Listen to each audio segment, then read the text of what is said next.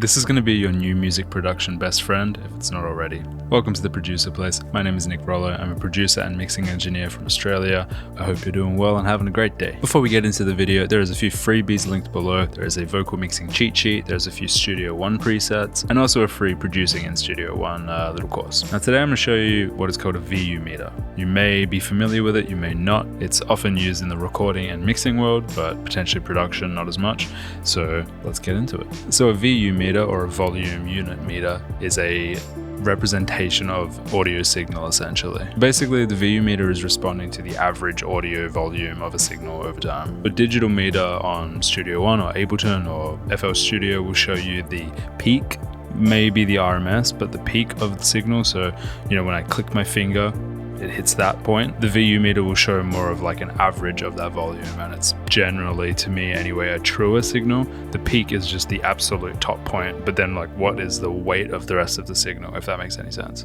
So the way that I kind of think of it is digital is peak and VU is average. Probably not completely perfect, I am no expert, but this is how I use it anyway. I'll show you. So in this impact one, which is the kick, if we pull this up and you look at the digital meter, see where the kick hits.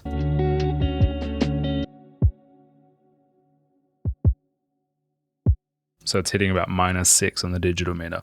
Now VU, I'm using Studio One, and this is the free Studio One VU meter. I've got it in the scale of 18, so that's saying at -18, that's 0 on the VU meter. And the sensitivity is just the default point. So it was -6 on the digital meter, now on the VU.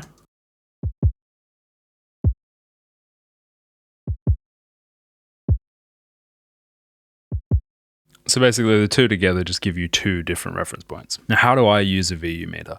A VU meter for me is a reference point. I know I just said reference point, but I use it as a reference point, and I use it as a reference point for certain instruments in particular. Basically this allows me to just get a dialed in mix pretty quickly, and also when I'm producing, I mean, candidly, I've been a little bit lazy with this recently, but definitely when I was starting out and kind of learning a little bit more about production, I was using this pretty religiously. When I was making drums or producing drums, I would be using the VU meter when I was setting sample volumes so that things weren't going too hot. And it just gave me a bit more headroom essentially to make things loud later. And how this manifested itself was I would pull up impact. So this is just a drum sampler in Studio One, and I would put in a kick and a snare and a hat and whatever other instruments I was using, and then I would pull up a VU meter on each of these channels. And this isn't a perfect system, but I've found it incredibly useful with time, and this is only one application. So put the VU meter on all of the channels that you're using, and then I would loop a section and I'd play it.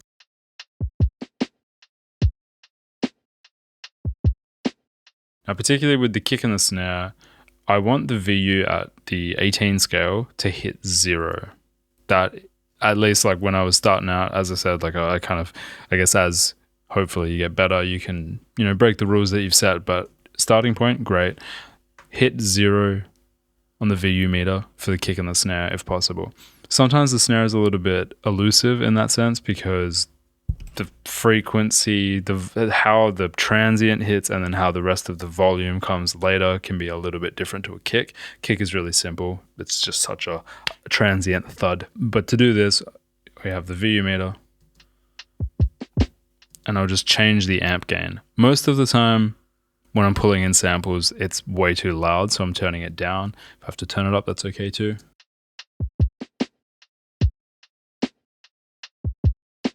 So on the first kick is a softer velocity. So I'm just looking at the kick, T for kick. And those are a little bit louder. So I'm just going to turn it down slightly.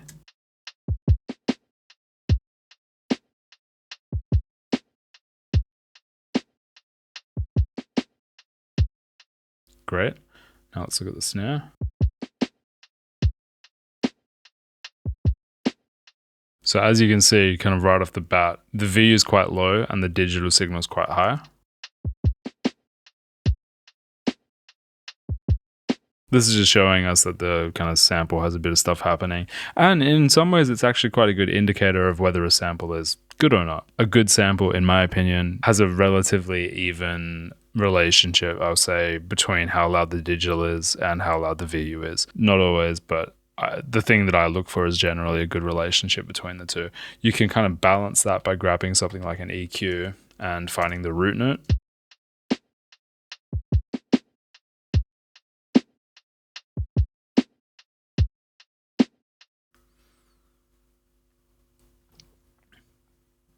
And then checking how that relates.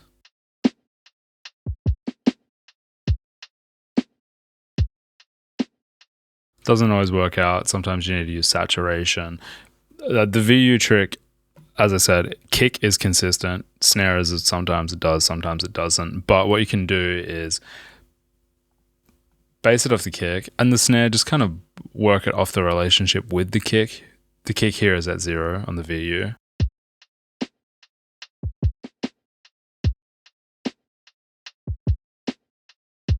And it's peaking at about -8 in this case, so just make sure the snare's not going crazy. And then you can kind of level them up to 0, and then you can start getting balances from there. As I said, you don't have to like follow this religiously, but I just find as like a sample setting point, getting it around 0 for like at least the really hard transient hits, kicks, toms, claps, snares if possible, claps if possible, bass, just things like that, it can be really useful. Hat I find doesn't tend to work as well, but once you've set the kick, set the snare, and then set the hat.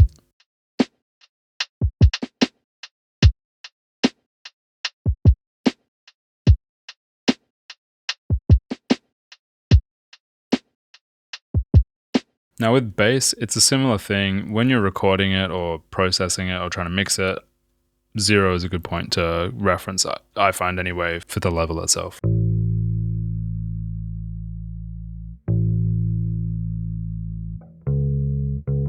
I'm not going to turn down the bass in this case, but if I was following this rule really, really carefully, I would have recorded it to 0, and I tend to aim for 0, but once again, sometimes you get lazy. Now, where using the VU meter becomes really useful, in my opinion, so consider the first thing that I just showed you as like the first level.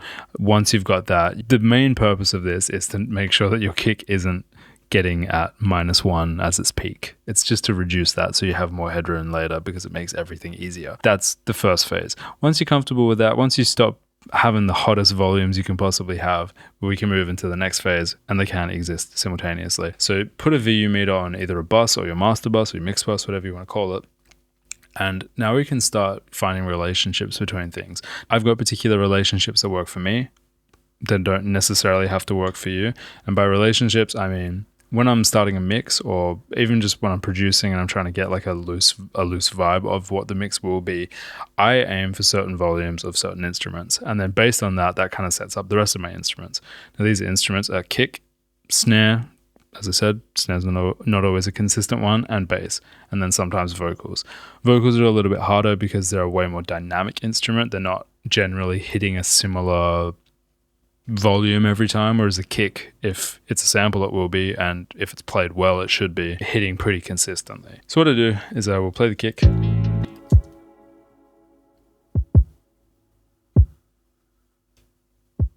for myself I want it to be hitting 0. The snare,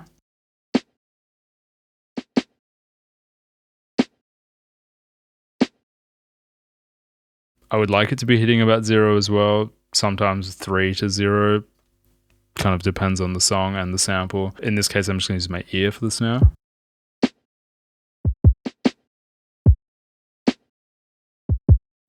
I generally want my snare to be a little bit softer than my kick as a rule of thumb, not perfect. Ignoring the hat for now. And then I'm going to unsolo the kick and the snare and jump to bass. And I want bass to be hitting about 0 as well.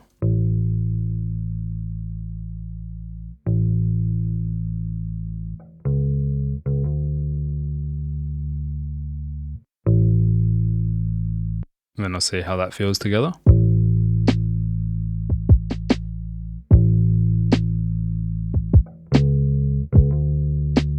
In this case, the bass isn't quite working, so maybe I'll turn it down and I'll aim for 3.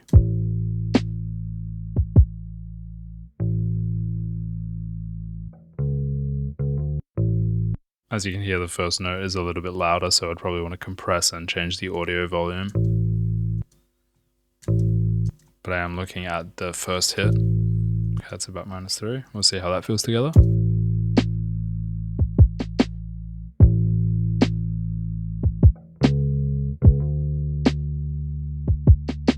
That feels pretty good to me. It's kind of a hard one to explain because the process for me is quite a dynamic one where it's not always exactly the same. What will be the same is where my kick hits. I always want that to hit 0. The bass will be, generally 3 or 5, 3 or 0. And that'll be very much depending on, do you want it to be kick centric, bass centric? Do you want them to balance? If one is louder than the other, there'll be less competition. If they're both the same volume, they're going to be competing a little bit more unless you go crazy with the EQs. So it's about just, what is in the foreground, what's in the background. By using the VU meter and kind of balancing like this, I've got a core instrument balance. The next thing I would do is then chuck the vocal into the mix and try to get that sort of feeling good. That would tend to be a lot softer, minus 10 on the VU, minus 7 on the VU. Once I've got that balance, then I can start adding in other instruments. I tend to think that for my own work, kick, snare, bass and vocals are the 4 most important aspects. I want them to be centered and I want them to be at the front of the mix.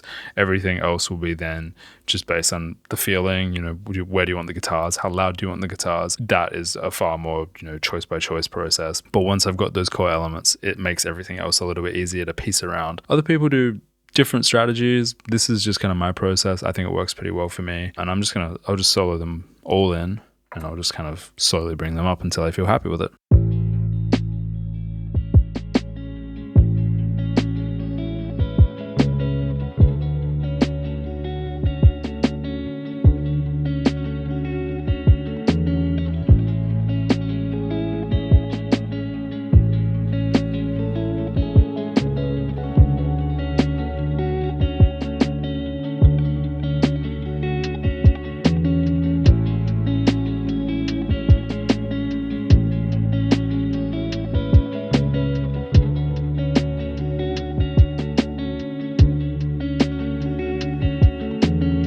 Not perfect, but definitely better than where it was. The main point with using a VU meter as a tool and also just kind of production and mixing in general is I like to think that what it allows me to do is be a little bit more deliberate.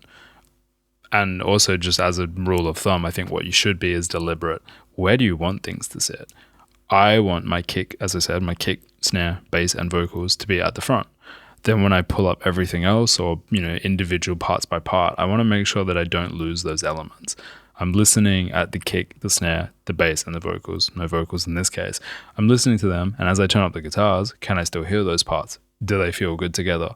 No EQ is needed at this point, no compression, no effects. This is purely volume. We can start using panning to space things out, but it's about using the tool to kind of give a guiding light of where the volume should be, and then we can kind of mix accordingly. And I know I said that this was kind of a production hack, and it's certainly more of a mixing hack than anything, but think about it. The production is the start of the mix. You mix the production. So making these choices early will make the mixing later easier. And if you send it off to someone, it'll be perfectly balanced. I hope you found this helpful. If you did, hit like and leave a comment below. As I said, check out those freebies below. If you're in need of a producer or a mixing engineer, you can check out some of my work on my website, also linked below. And I'll catch you next video. Have a good one.